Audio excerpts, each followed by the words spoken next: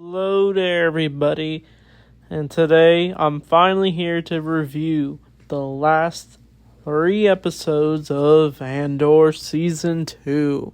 So I gotta say, this is definitely a fantastic series final to a definitely one of the best Star Wars shows we've had in a long time. People have never been this excited for Star Wars in a while, since everyone's always mad about something about Star Wars, but for some reason, Andor has brought us together in some way. I guess it didn't work for everybody, but we might as well discuss what we do enjoy about this show, and some things people maybe didn't like. But these 3 episodes conclude Andor really good, and it ties into Rogue One really well. Episode, I think, 10 is...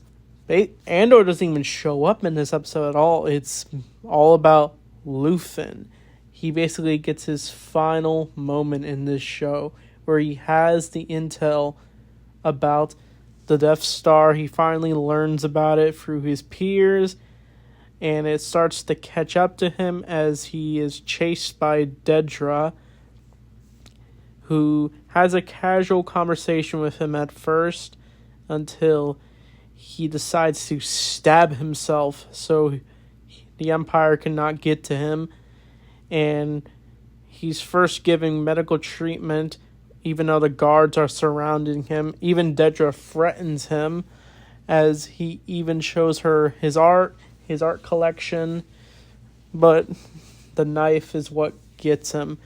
But throughout this whole episode, it's mainly showing Luthen and his backstory. I wasn't expecting to see the backstory, but we do, and it's actually really well done, as it shows how ruthless Luthen can be and what led to his ways of joining the rebellion. He basically, his assistant, his partner, he basically teaches her his ways and how to survive, and they even witness a massacre committed by the Empire, just like the Gourmet massacre, and it's a very moment for the characters. But what changes it in the flashbacks is where Luthen actually blows up territory of the Empire, teaching her his ways. But it's mainly her trying to rescue Luthen while he's in medical care. But Dedra gets questioned for being a possible traitor for what she's done, for her decisions, and it catches up to her as the ISB try to take down Dedra, and they basically interrogate her. But we don't see Director Krennic until the next episode. But unfortunately, Luthen dies on the hospital bed from his stab wound. But his partner ends up blowing up the facility just like she saw as a kid, and she manages to try to call a signal. But this 50-minute episode was definitely excellent, as it really is like a love letter to Luthen. It's a final goodbye to the character. I honestly didn't think he was going to make it, because he's never mentioned outside of this show. So I assumed he would meet his demise, and I was right. But Steven Skarsgård was really good as Luthen Rail. He was definitely the best side character in this show, in my opinion.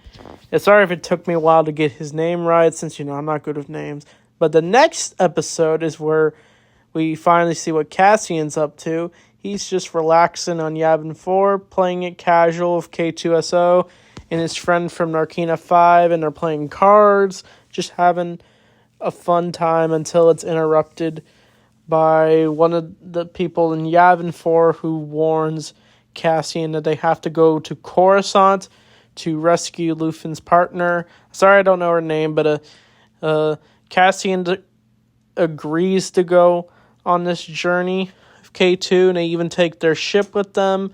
Even their friend tags along, and the whole episode is basically them trying to get to Coruscant and go through the Imperial Palace while she's trying to send a message to them and basically trying to avoid authorities.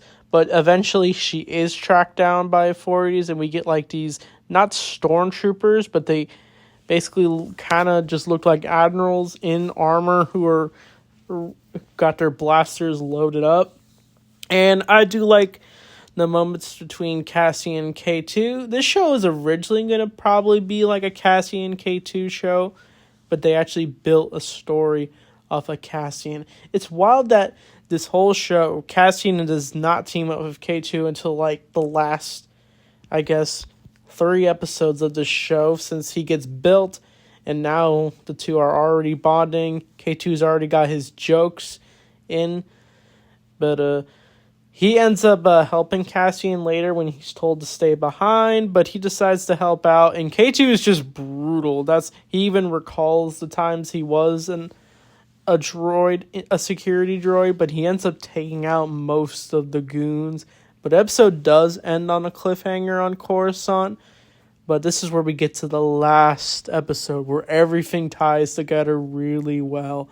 Dedra is interrogated by Director Krennic, and because of her criminal ways that could make the Empire look bad, they decide to literally arrest Dedra, and she's going to be sent to... I'll get to in a bit when everything starts to tie together, but we're also getting moments between Mon Mothma. I was wondering if she was going to show up in this last episode, since we do see her speech that would later be used in Star Wars Rebels.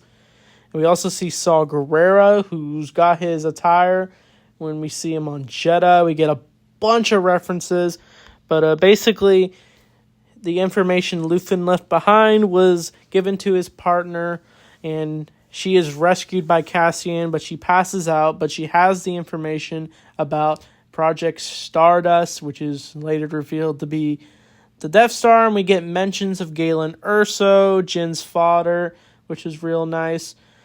But Cassian manages to escape with the help of K2, who even uses one of the troopers' dead bodies as like a human shield. I thought that was wild. But they all manage to escape in a nick of time back to Yavin 4, and we see everything come together. Director Krennic is building the Death Star. Dedra is sent to Narkina 5, where Cassian was sent. But it looks like it's going to be an all-females labor prison, since it seems to be different for the people, since that prison was designed for the men, but it looks like there's one for the women as well. But everything is just coming together really well. I know I keep saying it, but we see Saw Gerrera on Jedha. We see all the characters from Rogue One. We see Admiral Raddus. We see Mon Mothma learning about the Death Star. We even see Bail Organa. I even like the line where K2's like, "Ooh, it's the guy you don't like."